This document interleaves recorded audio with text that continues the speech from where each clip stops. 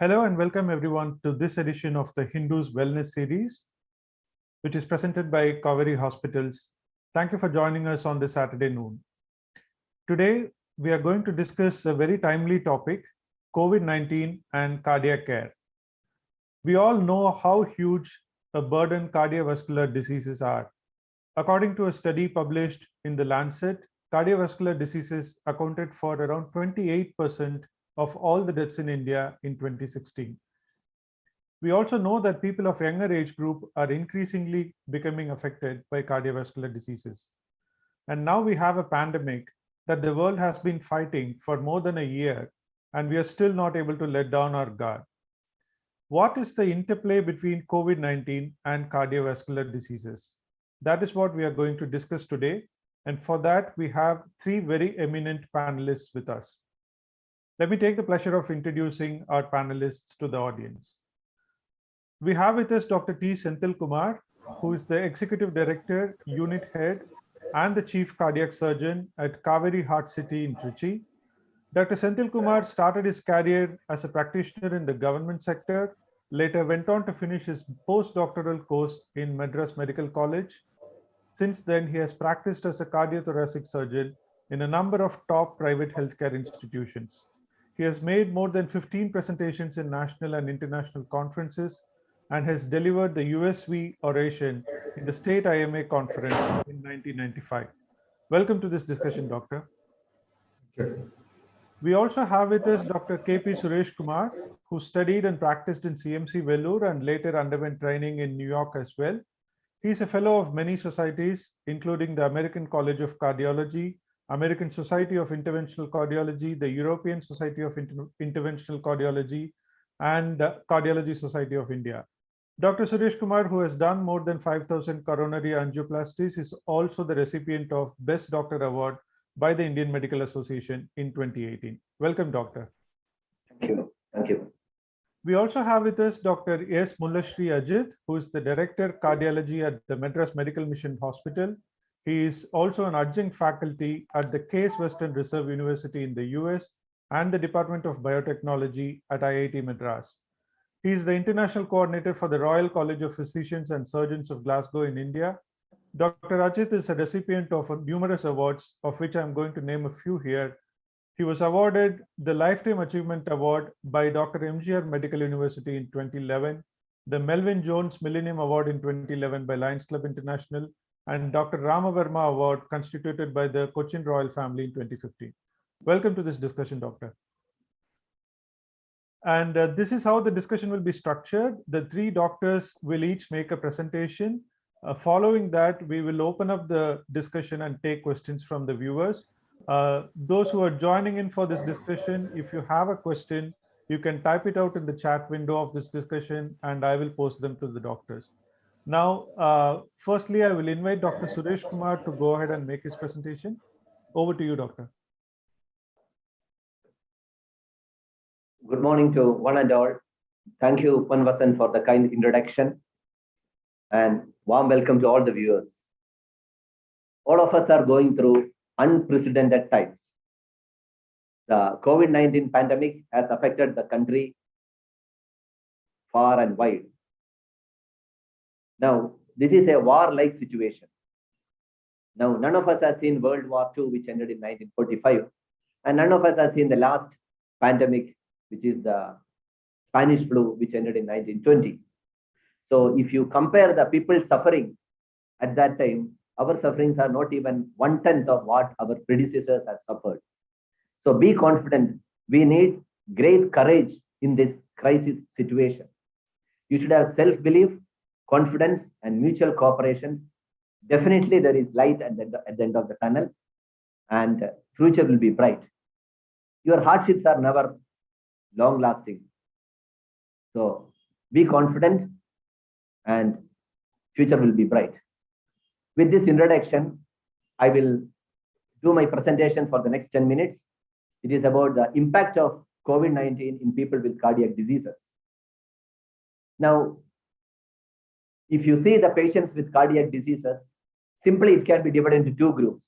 One, people with established cardiovascular disease, what they should do in this COVID pandemic, in the era of COVID pandemic.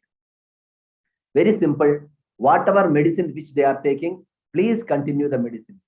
If you are not able to see your doctor in the hospital or the clinic, it is immaterial. Please continue the same medicine which you have been taking. Be confident and stay at home. It's as simple as that. Now, second group of people, they need a lot of attention. They are the people who develop acute cardiac event. That is either a heart attack or an acute precipitation of cardiac failure, acute cardiac emergency in this COVID pandemic. That they need immense attention. Now, what we see in our clinical practice is that people who present with acute cardiac emergencies, they present late to the hospital. There's a delayed presentation. Why? First of all, they have not recognized their problem and they stay at home. They wait for, they say, okay, I will wait for the next 24 to 48 hours and see what happens. Second is they're scared to come to the hospital. So then if they come to the hospital, they are exposed to COVID. So again, they delay. And third is difficulty in getting a conveyance because of the lockdown and everything, and lack of adequate support. They don't have a relative, friends and everything because they are also very busy with attending to their kith and kin. So these are the problems by which a patient with an acute cardiac emergency in the COVID period, they come late to the hospital. And as we all know, any patient with a heart attack, if they come late to the hospital, their prognosis, their outlooks are very, very bad. By that time, they develop heart failure, they develop fatal arrhythmias, electrical instability of the heart. There is very high chance of developing complications and even death. So such patients should come to the hospital with facilities at the earliest. They should have a high index of suspicion and they should come to the hospital at the earliest so that all hospitals are safe. Don't think that when you come to the hospital, you develop COVID. All the hospitals which take care of the COVID patients, they have separate wards and separate floors. We want mixed patients. All hospitals is the same. So there are separate nurses, separate doctors, separate caregivers, and everybody in different floors. So it is safe to come to the hospital. Even the COVID ICU and cardiac ICU are separate. If you come to the coronary care unit, there are no COVID patients. In short, it is safe to come to the hospital. Don't hesitate to come to the hospital. If you wait, if you delay, and then come to the hospital, you are at risk of developing serious complications. Now, why the cardiac patients are at high risk of developing COVID-related complications? COVID affects everybody. But if a heart patient develops COVID, they are at high risk of developing complications. Why? Because one is advanced age. Second, the presence of comorbid conditions, that is associated conditions. There's a very high incidence of diabetes, hypertension, asthma, lung diseases, and renal diseases, smoking in patients with COVID, in patients with heart disease. So when they have this associated comorbid condition, they are at high risk of developing COVID-related complications. Thirdly, they already have got a damaged blood vessels and heart, so that there is a high chance of clot formation in the blood vessels. They develop an acute coronary syndrome, an acute heart attack, and the COVID-related involvement of the heart muscle. So they are at risk of developing heart disease. Now, with this, I will have my presentation, which takes over 3-4 minutes. Let me share my slide.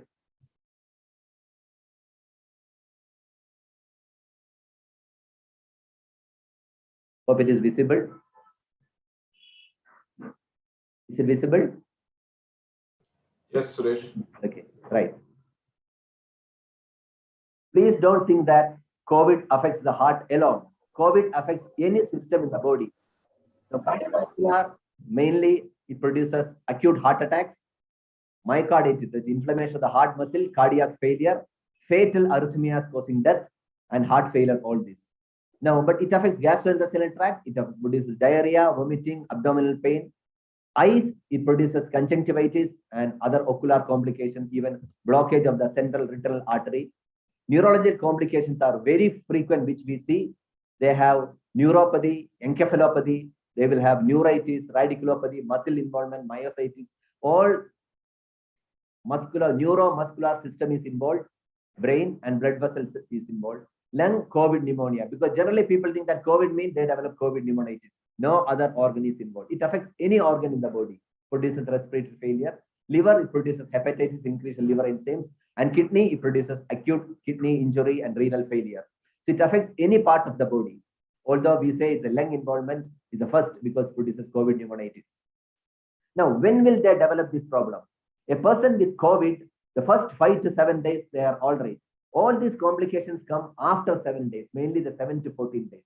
However, we see these patients even after 1 month after COVID developing these extensive clotting of the blood vessels. So that is the importance of starting a blood thinning medicine. It is not aspirin, which is an anti-platelet agent, anti-thrombotic agent, especially the newer anti-thrombotic agent, because rivaroxaban, apixaban, or any of these medicines, the people with moderate to severe COVID, or those patients who are hospitalized with COVID, or those patients who develop complications of the COVID, should take this medicine for the next subsequent 4 to 6 weeks to prevent these clotting complications, which are very common. Now, this is a classical example of a patient with COVID. He develops, this is the coronary artery, this is the extensive clotting. Can you just move your slides? Your slides are not moving. Moving? Now you are able to see? Slides are not moving. Doctor, You're in the first slide. Can you switch to the presentation mode? 1 minute.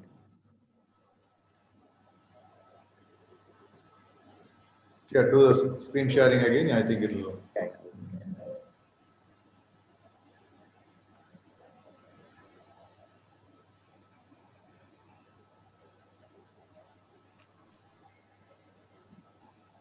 Okay. Yeah. Able to see? Yeah, very able to see. Yeah. No? Okay. Yes, doctor. Yeah, fine. So there is extensive, you can see extensive clotting in the blood vessel. This white area is a clot, and even the tip of the blood vessel is also blocked. So this patient needs very high dose of blood thinning medicine for prolonged period of time. Now it was given to this patient, and then you see down it is cleared and the tip of the vessel is open. So we have seen extensive clotting involving multiple vessels in such patients. So they need high dose of clotting medicines. Again, this is again a similar patient, another patient, again, this extensive clotting of this vessel. Because of extensive clotting, there is no flow, they present with a heart attack. Now, again, they are administered the medicine, and he underwent stenting also, and the vessel has been opened up. So this is a common thing which we see, extensive clotting of the blood vessels. So the delayed presentation is the main problem which we see in our practice, which has got a very detrimental effect in the prognosis. They come very late with complications. There's a high thrombus burden with high amount of clot in the blood vessels. And don't think that it affects coronary artery alone. It affects the cerebral vessels. Patients come with various kinds of stroke. It affects the peripheral arteries. It affects the vein. They produces deep vein thrombosis. And this thrombus can get dislodged. They develop pulmonary embolism, which is a fatal complication. The extensive clotting of the blood vessel is the #1 complication of post-COVID time. Usually it happens after 7 to 10 days. So that to prevent that, you should take blood thinning medicine for the next 4 to 6 weeks. It can affect myocarditis, it can produce COVID myocarditis and cardiac failure, heart attack, cardiogenic shock, reduction BP, and fatal ventricular arrhythmias. However, we can take up this challenge and come out successfully with a teamwork, collaboration, and absolute resilience. So please do not forget cardiac emergencies in this COVID era. Do not ignore early warning signs. Come to the hospital casualty. They will just take one ECG and a tropoid test, which is as simple as that, so that you will find out whether you have got any cardiac problem or not. Do not hesitate to come to the hospital. Prompt and early hospitalization and intervention can save your life. Remember, as far as cardiac emergencies are considered, time is gold. Delay is really detrimental. Thank you very much. One more sentence about the vaccines in cardiac patients. It is not cardiac patients alone. Everybody should take vaccination. The maximum query which we get from all patients is that, shall I take Covaxin, Covishield, Sputnik, and everything? Please take any vaccination of your choice. All vaccines are effective. All vaccines are safe.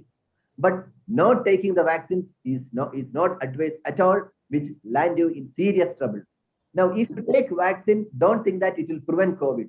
Vaccines are given to prevent COVID-related complications and death. So that everybody should take. If you are not taking COVID vaccination, please prepare for the third wave of COVID. So everybody should take vaccination. Thank you very much. Over to Dr. Over to Ponvasan, please. Thank you so much, Doctor, for those wonderful points. You gave a very broad overview to kickstart this discussion. Thank you. Now, can I invite Dr. Rajit to go ahead and make his presentation? Thank you, Doctor. Thank you, Dr. Thank you, Dr. Suresh, and thank you, Ponvasan, for introducing me. I hope I'm heard well. Yes, Doctor. Let me first start by saying that what is the big issue with COVID-19 as compared to other respiratory infections which we normally get, like the flu virus and other viruses and pneumonias which we normally get. As you know, the COVID-19 started at Wuhan and spread rapidly through the world and created a pandemic over the few months, infecting people all over the world of all forms and all races, and creating multiple issues related to the various parts of the body. Now, to tell you, the entry of this virus is usually through the nose and the mouth predominantly. So if the virus has to enter into your body, it usually enters through the nose and mouth. It's rare through the eyes and other parts of the body. So that's why we say that you need to mask up. That is why we need to say that you need to keep your distance. That means keep some 6 feet distance between people if you can. That is why we say don't stay enclosed indoors, because the virus remains floating in the air and can infect you.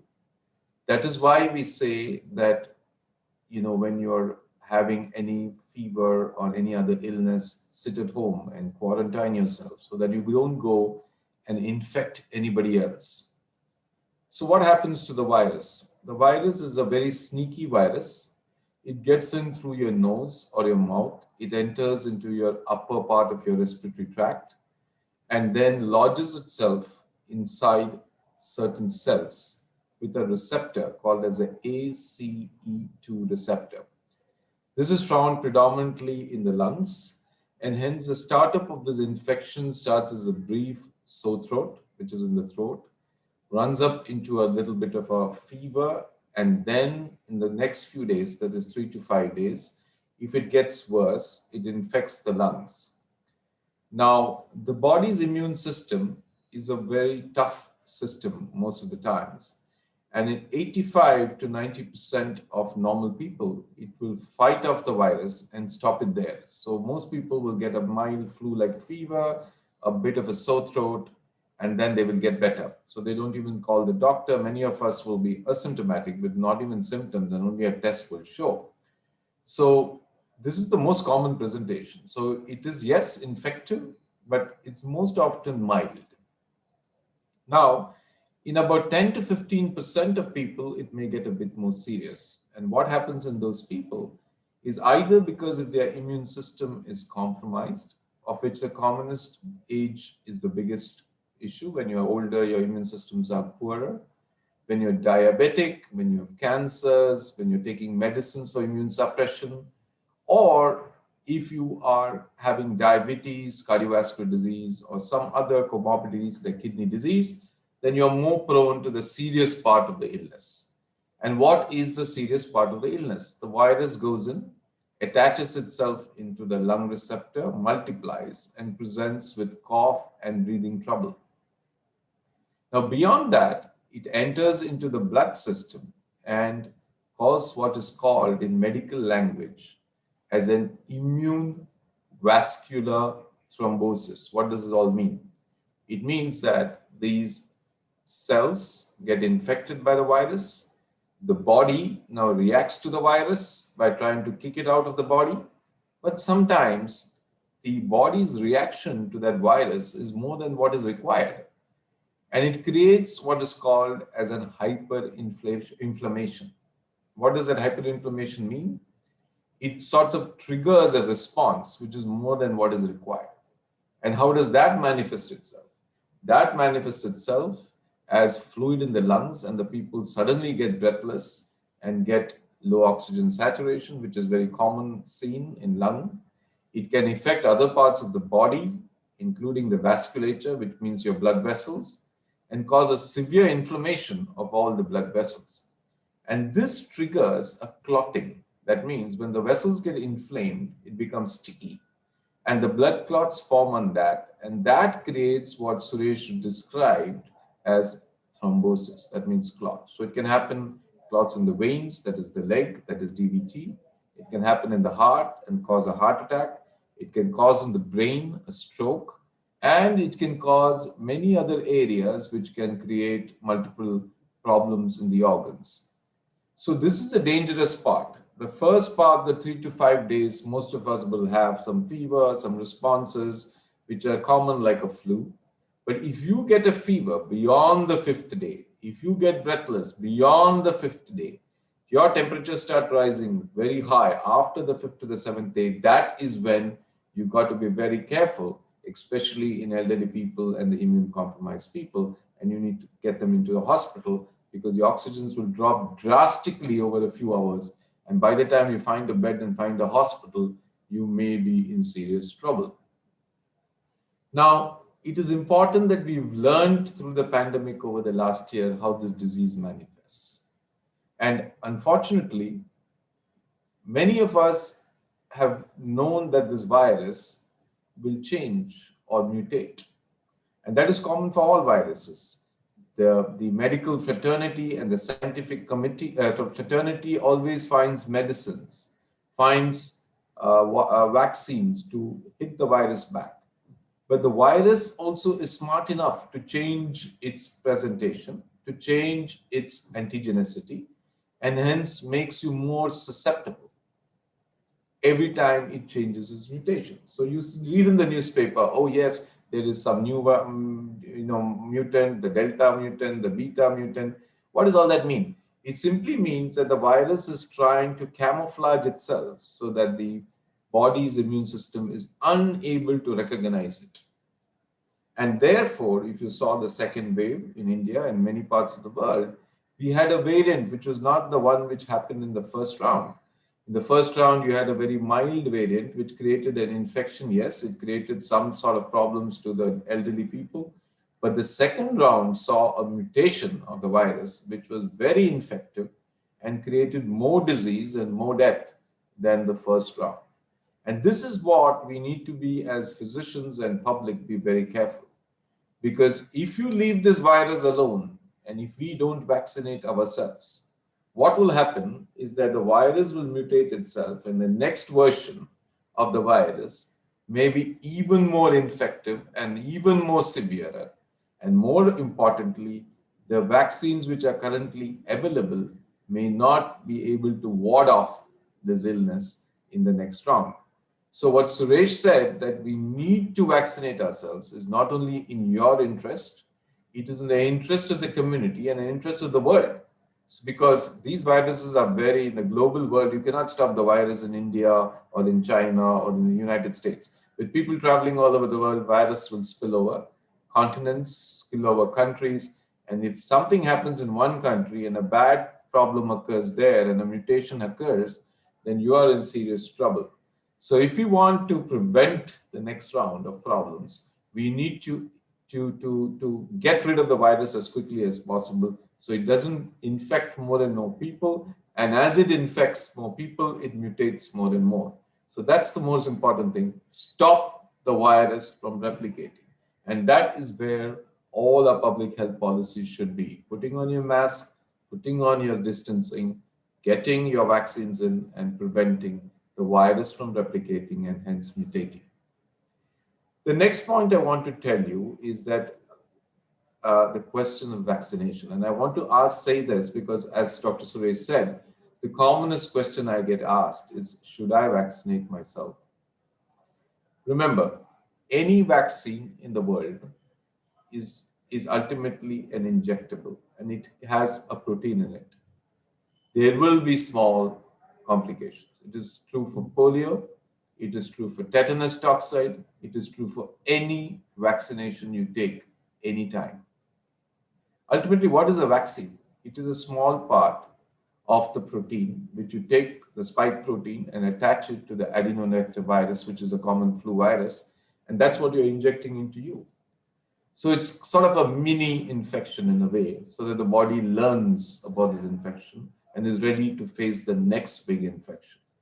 So what you will get as a complication, which has been seen all over the world with some of the vaccines, is a small chance. Now, if you ask me what is a chance, it's 1 in 100,000 to the maximum that you may have a small complication. Now, let me tell you, the chance of you dying of COVID-19, if you get it, is 1 in 100. So you have a chance, you have to throw your coin. You want to die 1 in 100, or do you want to face the complication of a 1 in 100,000? It makes common sense that these vaccines are very safe. And it is important that the confusion of that small complication should not make anybody not take the vaccine. The vaccine is approved. It's been used in millions of people all over the world. It has been approved in Europe. It's been approved in the United States. And it is approved by the Director of Control in India. So there's no reason for vaccine hesitancy. And in my opinion, if you think that you have a fantastic immune system and you're not going to get infected, you're a fool, in my opinion, because this virus is a sneaky virus and is going to hit everybody. So please be careful, not only to vaccinate yourself, but to protect yourself even after the vaccination. Because like Dr. Suresh said, it doesn't mean that if I put a vaccine, I can pull off my mask and do what I want. Because the problem is that the virus will anyway enter your mouth and your nose. Well, the good part is that you may land up only with a flu type of a fever, and it's unlikely that you will land up with being in the ICU of the hospital or dying. But that does not mean your chance is zero, that may not happen. We have people who have had both their doses of vaccines who get sick. But the important thing is that be aware and be careful. Finally, I just want to conclude by saying that you need to listen to science. You need to listen to medical professionals. Don't go reading your WhatsApp and reading some information which is not clearly scientific. Half the problem is if you follow these sort of unsolicited messages, you will land yourself into trouble. And if you forward that to another 100 people, unfortunately, they will get into trouble. So look for scientific information, look for the doctors, and please ask the professionals as to what is to be done about the whole thing. And this is the key message I would like to say in my lecture about COVID-19, heart problems, and vaccination. I'd hand over to Senthil, Dr. Senthil Kumar, who will talk us about cardiothoracic surgery next. Thank you, Dr. Ajit. Thank you for explaining the progression of COVID in a language that is very easy for all of us to understand, and also stressing on the precautions to be taken and the need to believe in reliable information rather than believing in WhatsApp forwards. That's very important, I think. Thank you, Doctor. Can I invite Dr. Senthil Kumar to make his presentation now? Dr. Senthil Kumar, over to you. Yeah, thank you. Good afternoon, ladies and gentlemen. I'm very happy to be with you here today and share my views on COVID-19 and the impact it has had on patients who are either waiting for cardiac surgery or who have undergone cardiac surgery. Now, can you please share the screen?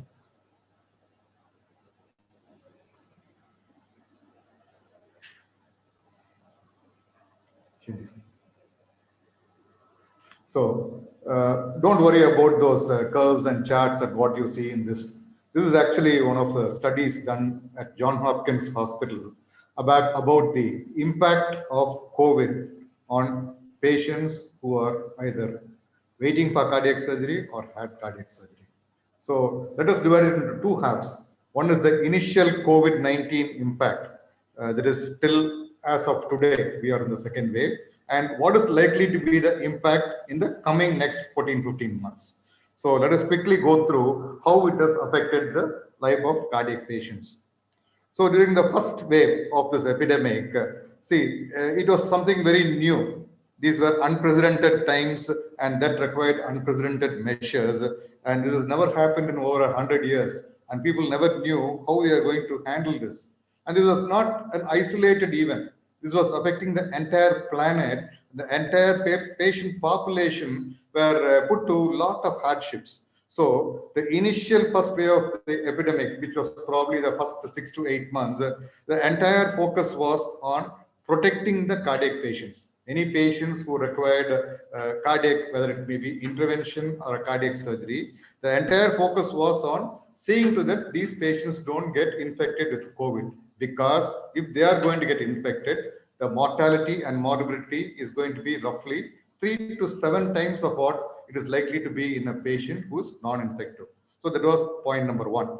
Next, the main focus was again on protecting the institution and the society, because valuable resources were being exhausted, hospitals were getting flooded, enough infrastructure was not there. So we are having a possibility of facing this type of unprecedented exponential flare-up. So the entire focus was again on protecting the society and institution from further spread of COVID.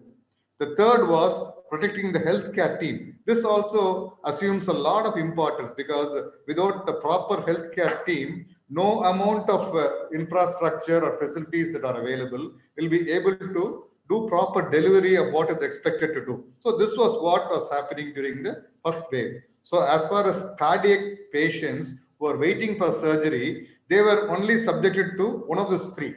So let us quickly see who underwent procedures during those initial first wave. So it was confined to the first category, which is an emergency surgery. So when I mean emergency surgery, these are patients who are brought in a critical condition where unless some intervention was done in the first 24 hours, these patients are going to die. So now the issue is risk versus benefit. Is the patient going to risk the surgery, which itself has got added disadvantages than a normal patient, or whether we are going to defer surgery? Number two is urgent surgery. When I mean urgent surgery, it is patients who come to the hospital who needs to be stabilized initially and have to undergo any procedure in the next 24 hours. So that means that these patients again cannot be postponed. Third category is patients who can ultimately undergo a planned procedure. So these procedures were very safely deferred. So this was what was being performed during the past 10 to 12 months. Now, let us come to some of these emergency surgeries. Don't worry about the names of surgeries. So these are all life-threatening situations where if the patient does not undergo early surgery, the patient is going to die. So in these situations, there is no question of whether we are going to operate on them or not operate on them. We explain the risk to the patients, take the risk, and then go ahead and do the surgeries. But many of these centers were also trying to see whether these patients can be managed by alternative means. The next category I mentioned is about the urgent surgery. This is again situations where patients without an interventional procedure, whether it is a PDCA or whether it is a surgery, are likely to die. So these are also situations where we may have to stabilize the patients and take them up for surgery, and these patients were offered surgery. Now let us come to the current period. This is what I would like to focus on. So now in this current second wave, what we are facing, we have two sets of patients. One is patients who are COVID positive with an active disease. What are we going to do? We are not going to do anything unless they come under the earlier two categories I spoke about. The next is patients who are COVID negative. Again, this COVID negative patients also, they will be managed according to what I have mentioned earlier. But more important is that mid subset where we have patients who have either they have COVID or they are COVID positive earlier and who have now become COVID negative, or we may also have a third subset of patients where the patient has contracted COVID infection, he has now become COVID negative, but still you look that they have some other inflammatory markers or some other evidences which shows that the infection has not been completely eradicated from the system. So how do we handle these patients? So let us see. Now the decision making is of paramount importance. So in post-COVID patients with serious diseases where delay may be detrimental. So these are the patients where we should definitely take them up and offer surgery. I'll tell you what precautions are to be taken and what workup has to be done before we offer surgery to them. The next is post-COVID patients where surgery may still be safely deferred. So why we should postpone the surgery? I'll come to that later. So these are a subset of patients where even though they have become COVID negative, they may have adequate antibodies in the system, but are we going to subject them to any surgery which is potentially got a higher risk? So those patients, if it is possible to postpone surgery, I think it is prudent to postpone surgery. Third, we have another category of post-COVID patients where alternative methods are also equally effective. For example, to give a small example, I would say, let us say a patient who's got a heart attack, who has now undergone an angiogram, he has got a triple vessel disease with a diffuse disease. So for this patient, the options may be, he may be a plastable lesion, or it may be an operable lesion, or in case the patient decides not to have either of these procedures but is willing to wait it out and be under medical management, and if the consultant feels that this option also doesn't have too much of an added risk, so these are the alternative methods that should be discussed with the patient and offered to them as an option till this COVID scenario is going to be little less. Now, patients with serious disease. So what do we do? So these are patients, what I'm mentioning is patients who have had COVID earlier, they have come out of COVID, at present they are RT-PCR negative. So we can probably follow the following criteria. One is we wait for 7 to 8 weeks after they become RT-PCR positive, RT-PCR negative. So you give them a cooling time of about 7 to 8 weeks, then check the antibody levels. Suppose the patient has got adequate antibodies, then check the inflammatory markers. These inflammatory markers gives us an idea whether the infection is still lurking in the system. Suppose the inflammatory markers are now come to acceptable levels, and if the patient does not have serious residual pulmonary problems, does not have hypercoagulability syndromes, so when all these criteria are fulfilled, then probably it may be reasonably safe to offer surgery to these patients. So next, coming to elective surgery. When I mean elective surgery, these are all surgeries which are planned procedures which by delaying is not going to affect the patient. For example, a patient who has got a hole in his heart, or a patient who has got a leaky valve for ages. So these procedures can safely be put off for some more months or years without any major detriment to the patient's morbidity or lifespan. So in such situations, I think we should consider postponing surgery. And now the question what many of my patients ask are, why elective surgery has to be delayed? I will just put three simple points. One is by delaying, we can protect the patient, because we know that the mortality risk is increased between 3 to 7 times when you operate on a patient who is likely to contract COVID in the early postoperative phase or who is harboring an infection. Number two, protecting hospital. Why? Because we still don't know how many more waves are there to come. We need to conserve resources. We need to conserve the health of healthcare personnel. We need to be sure that we are able to handle the next crisis when it happens. And more important, the healthcare team. So I think considering all these factors, it makes sense to delay elective surgical procedures. Okay, now what is going to be the future course of management of patients waiting for surgery? I think the most important thing what we should look at is prioritization, because there may be patients where it may be prudent to delay surgery, but then if you look at it, there may be also a situation by delaying surgery, gradually the patient may worsen and the symptoms may become more severe, and at that stage when you do a delayed operation or a procedure, his long-term survival or his lifespan, all these things may take a hit. In such situations, I think you have to take a very guarded decision.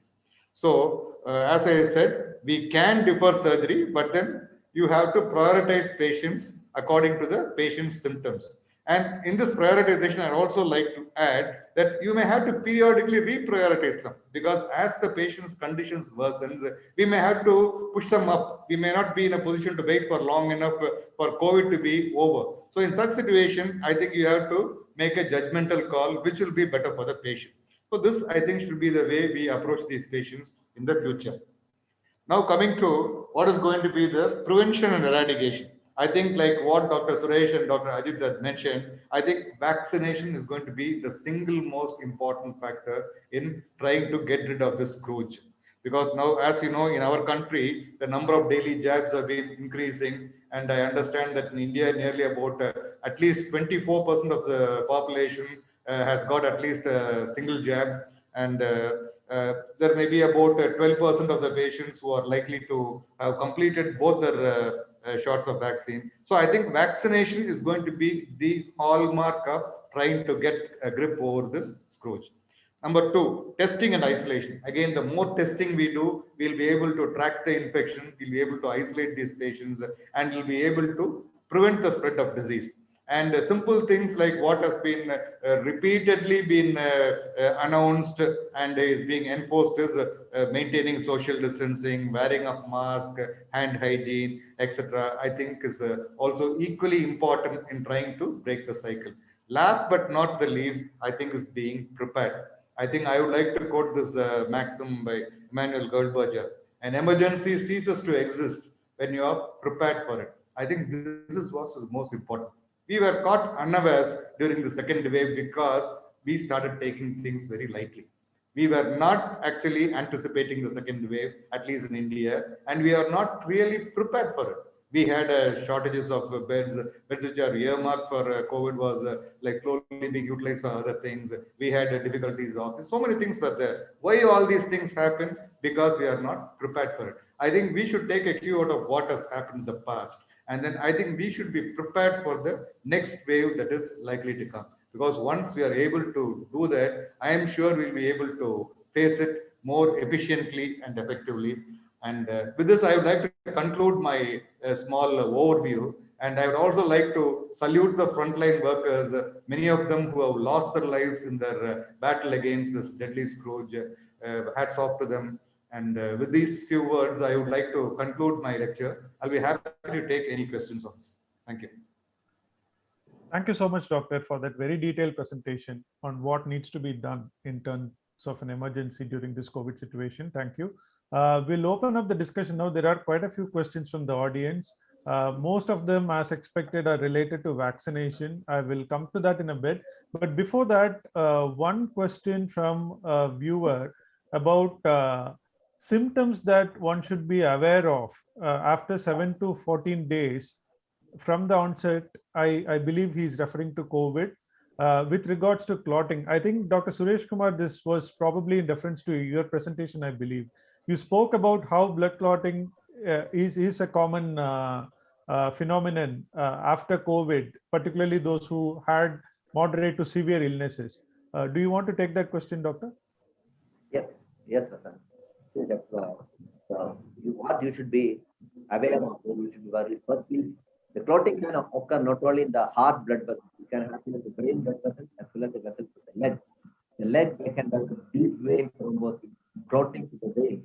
From there, it can get dislodged and it can develop big pulmonary embolism, which is a fatal disease. Secondly, they can have clotting in the brain, develops various kinds of stroke. But commonest what we see is the clotting of the coronary arteries, that are the arteries which supply blood to the heart, and they will develop heart attack. So generally, it happens after 7 days. So that's the importance of taking the blood thinning medicine for the next 4 to 6 weeks after the COVID in moderate to severe cases of hospitalized patients. So how to detect? Chest pain the same. They will have some chest pain. They will have some pain radiating to the back, pain radiating to the jaws, unexplained tiredness. We have very unexplained tiredness, sudden onset of breathlessness, and all these are the features. And brain, we have got various kinds of neurological problems, unexplained headache, pain in the eyes. Then these kinds of cases, when they have swelling of the legs along with pain, especially when their patients will be mobile. All COVID patients, we ask them to move around and take plenty of fluids. If you do all these things, this can be prevented to a great extent along with the blood thinning medicine. Would you want to add anything? Yeah, thanks, Doctor. Doctor, just to clarify that question that I had, you spoke about taking blood thinners.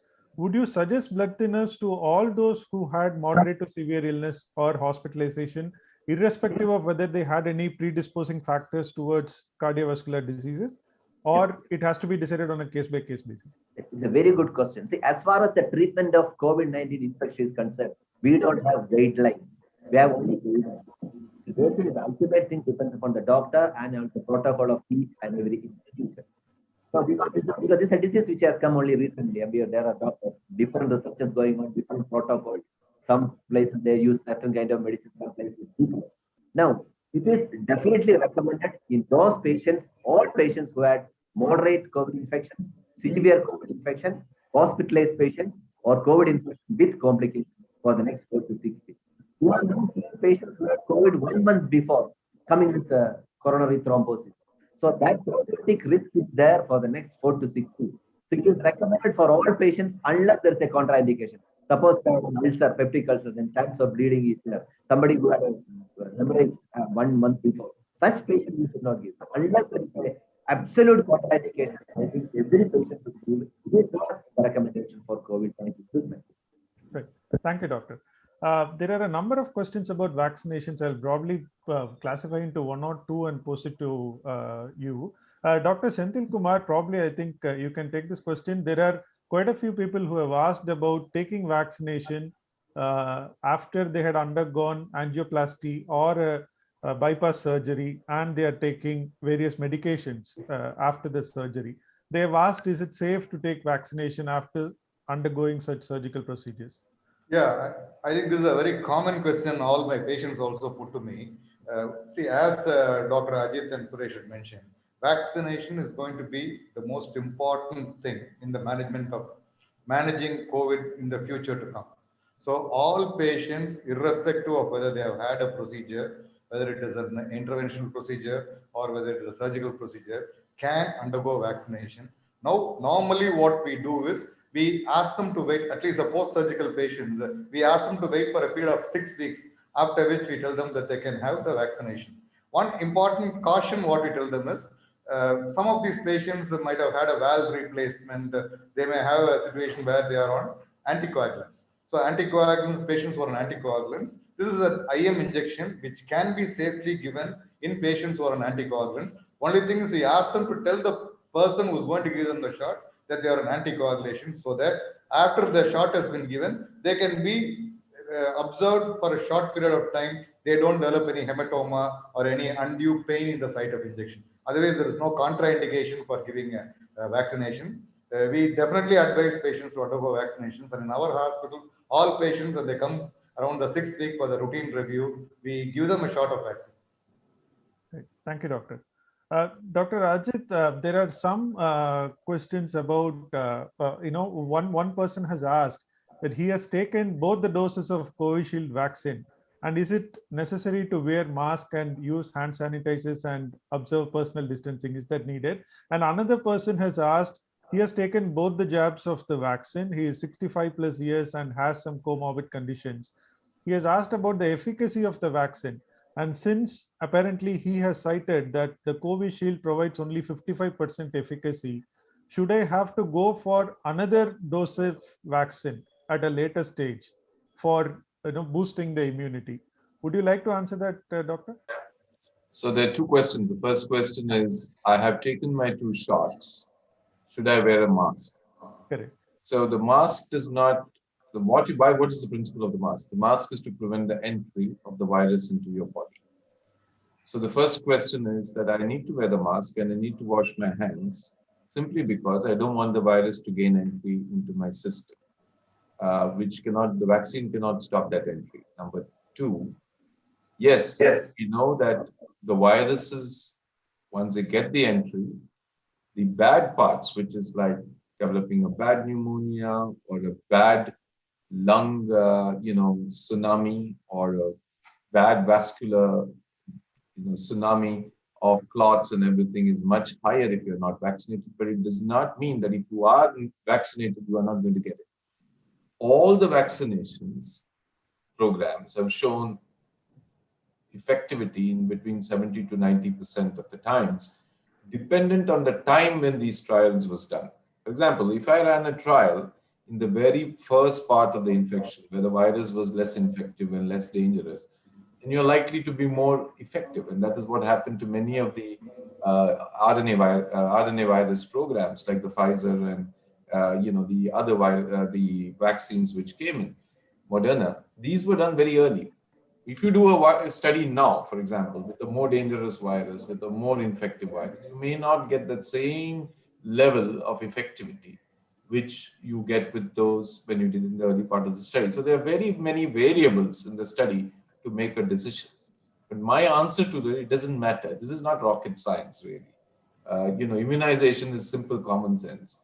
What you're making the body understand is a small part of the virus you're infecting in you, so that the body realizes that this virus is something which I've seen before and will prevent the problem. So the first question is, you have to wear your mask, you have to sanitize and wash your hands, despite you have taken your vaccines and completed your course. It is silly to expose yourself. And more importantly, if you get infected and you are a carrier in your throat, you will infect somebody else in your house who's elderly, who may have not been vaccinated or is more prone. Why do you want to infect somebody else in your house or in your community? And this is what happened in the first round, because people were told that the youngsters are not going to get into trouble. So they ran around doing whatever they wanted, and they became carriers and infected the people in the house.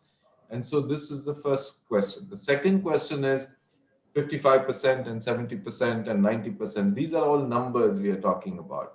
For a person, it's either a yes or a no. So let's forget all these numbers.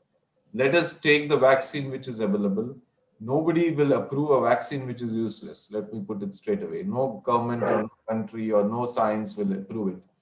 Please take the vaccines. Yes, we may have to boost it. And that time for the booster will be told to us by the scientific and medical community when you need to take the boosters of the vaccines. Should I mix my vaccines? At this point of time, the answer is no. Because if you mix your vaccines, you take one of them and take something else of the other after some time, you may have more complications rather than benefit. So don't try to take one vaccine of one form and take after some because somebody said something is better, now take that. That may create more problems. A couple of follow-up questions to the first question, Doctor, that have come up now.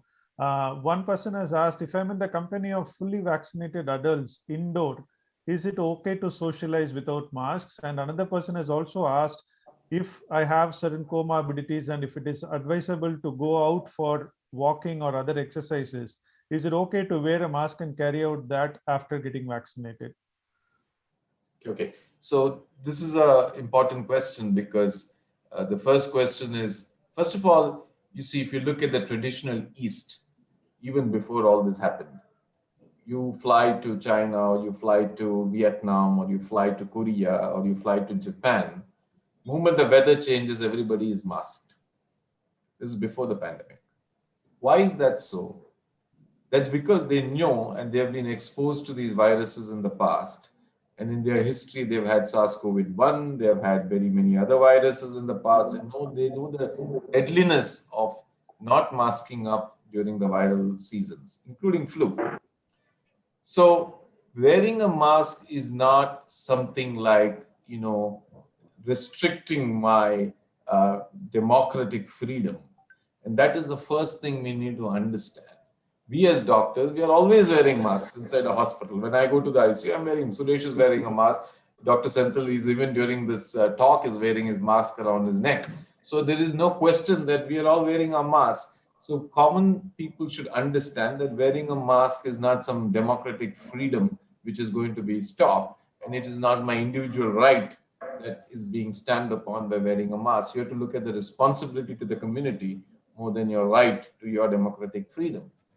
The second thing is, can I wear a mask outdoor or indoor? See, the chance of you getting into trouble is less when you're outdoor because it's open air. The virus is not floating around in the surroundings. So I personally think that it's much safer if you're fully vaccinated and the community is reasonably vaccinated, that you can undo your mask in an outdoor scenario. Even today in the US and Germany, or Israel, where the amount of vaccination is very high, they suggest masking indoor because, especially in air-conditioned systems and things like that, they suggest, though they may say you can remove your mask outside. But I think at this point of time in this country, we are not ready for it. I would suggest wear a simple mask. It's the common sense thing. You're protecting yourself, your family, your community. And once we are clear, there's nothing wrong in wearing a mask for another 6 months till this pandemic cools down. And I think there's no harm in this whole thing. So let me strongly say, please mask up. Thank you, Doctor. Dr. Suresh Kumar, there are a few questions about precautions to be taken after getting vaccinated. Some people have asked about the risks of blood clots after vaccination. I think there are some misconceptions about some vaccinations causing, the adverse effect of blood clots in some people. Would you like to enlighten us on how safe it is to take vaccines, and if at all a person has to take any precautions after vaccination regarding blood clots? Yeah, Dr. Ajit explained. You have to believe the science and you have to go by the scientific principles. Don't believe these kind of rumors and these kind of newses which are coming in the WhatsApp and all these things. Now, after vaccination, I told you that vaccination doesn't prevent a COVID infection. But if you are vaccinated and if you develop a COVID, it will be just like a simple flu. It goes off. It prevents death and it prevents serious complications and it definitely reduces hospitalization. Vaccines are absolutely safe and it is effective, no doubt at all. Now, when you are born, when a child is born, till 5 years, the child is exposed to at least 25 vaccines. Nobody asks why. Everybody goes and take vaccine silently, quietly, without asking a single question. However, with this COVID only, when there is so much of doubt, I think it is because people are really confused and people, all these newses and all these bad newses and all these things coming, people are really confused. Everybody should get vaccinated. I think if it is, that is the only way to prevent a third wave. Vaccines are a must. It is safe. It is effective. Only one group of people where Ministry of Health is so far not approved is pregnant ladies. It is approved for lactating ladies, lactating women, but pregnant ladies, even now, it is not approved by the Ministry of Health. However, it is approved internationally. And whether Covishield, Covaxin, Sputnik, it's only a hairline difference between all these things. You must receive whatever may be your vaccine of choice, but you must receive vaccination. It is absolutely safe. And nobody after the vaccination has developed any clotting and everything. After the COVID, they developed because vaccination is a very small dose. And again, one more thing, as Dr. Ajit explained, somebody said one vaccine produces 80%, other vaccine produces 90%. See, your antibody response doesn't depend upon the molecule at all, molecule alone. It depends upon the individuals. There are different people, different antibody response. So you cannot say this vaccine is good, this vaccine. All vaccines are safe and all vaccines are effective. Please remember that India is the country, every third child in the world is getting vaccinated from a vaccine from India. We are pioneers in vaccine technology and vaccine production. So everybody has to get vaccinated. It is absolutely safe. No complication, no clotting complication after the vaccination.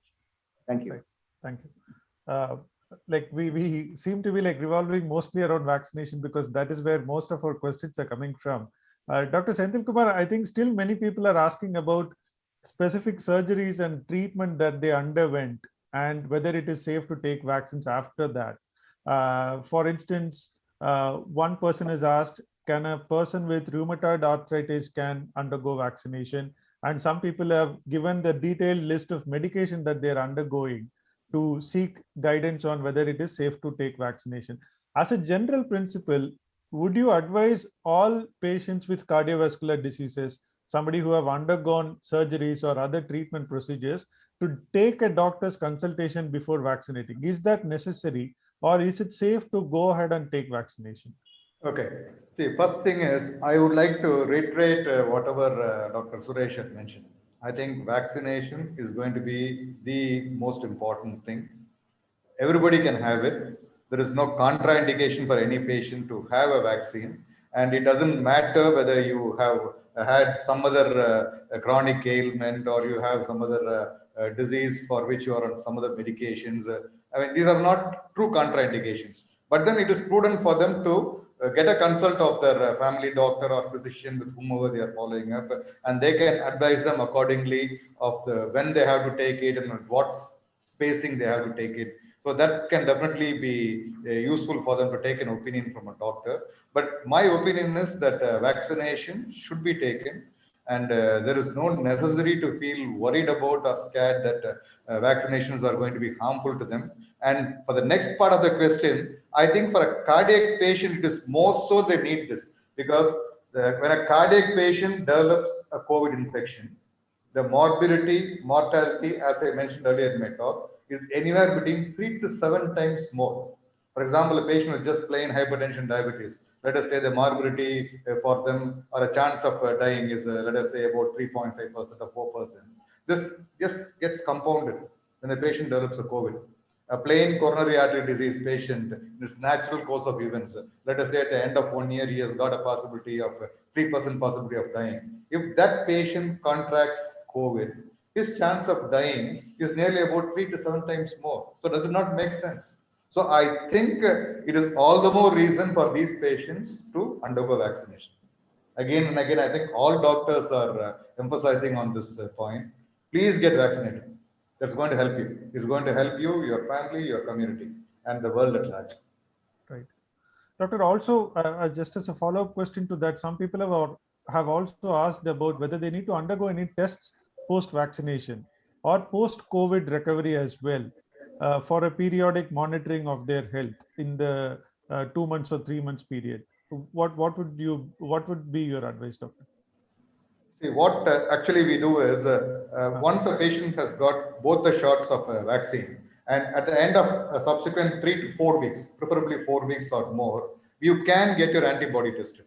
So they do antibody testing, IgG antibodies are tested, and they can tell that the antibody levels are 15, 18, 20 like that, or they'll just mention antibody levels are adequate. So this, you can be reasonably sure that will offer you some amount of protection.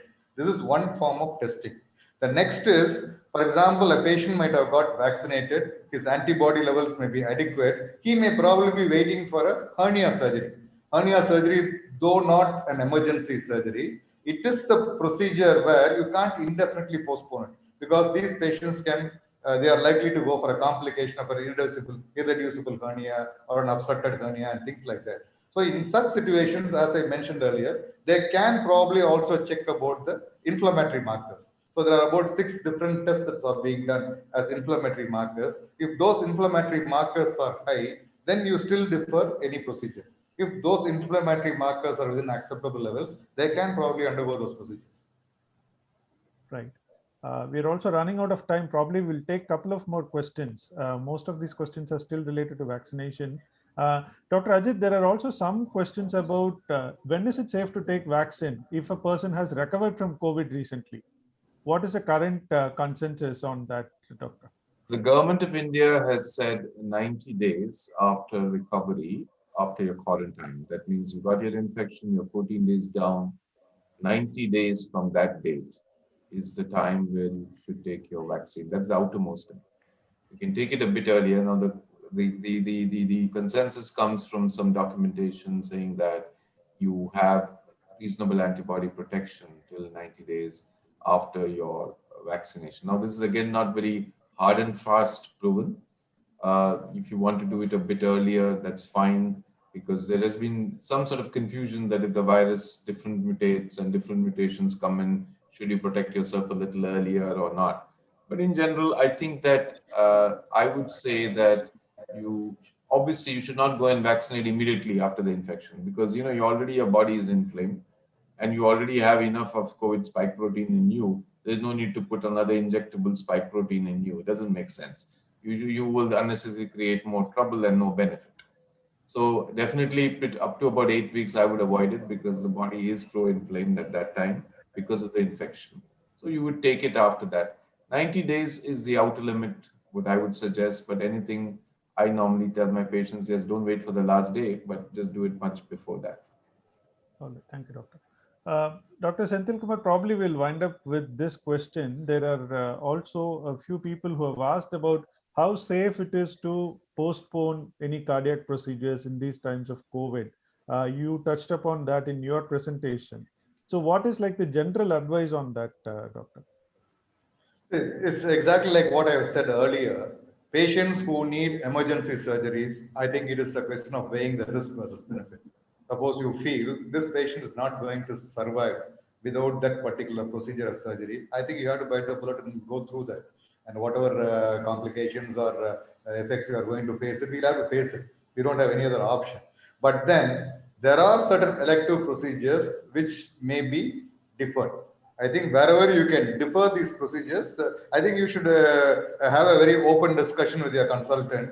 Talk to them about whether they need to have it done immediately, or whether they are going to have any problems by postponing it for a shorter period, or whether they can be on some other alternative therapy during that period, which may take care of the problem and then subsequently plan for the procedure. So all these things can be discussed with the consultants, and they may be in a position to give the right advice depending upon the patient's requirements, because many of these things are tailored to the patient's needs. I cannot give a one shoe fits all solution for this. I think they should talk to the concerned consultant. That is number one. But it makes sense, again, I would say, wherever it is possible to postpone an elective surgery, or a surgery which is not going to affect on the lifespan or is going to worsen the disease or the symptoms. I think we should try to postpone. This is what we advise our patients at this point of time. All right. So the most important thing is to get a consultation first and let the doctor suggest the best thing to Absolutely. All right. Yeah, we'll wind up with that. There are a few more questions that we are not able to take because of the time, but I think most were about vaccination and the precautions to be taken. We have covered that in a bit of length, I believe.